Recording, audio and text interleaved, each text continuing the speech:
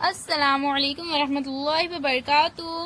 बच्चों, आज हम पढ़ेंगे विषय मराठी, पाठ क्रमांक 11, शब्द पट वाचूया।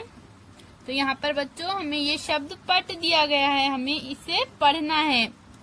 वाचा, हौद, हौद पाण्याने भरला आहे। पतंग, आम्ही पतंग उडवतो। बैल, बैल चारा खातो। घोडा, घोडा धावतो। फूल, फूल छान आहे। केळी, केळी पिवळी आहेत। चिमणी, चिमणी झाडावर बसली। गुलाब, लाल गुलाब पहा। मासा, हा मासा पहा। इमारत, इमारत बघ। मासा यानी क्या बच्चों? मासा यानी मछली।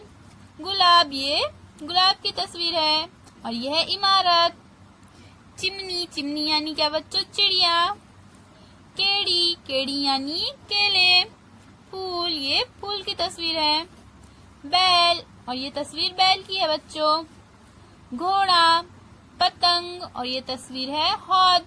हौद यानी क्या बच्चों? हौद यानी हौस। अल्लाह हाफिज बच्चों।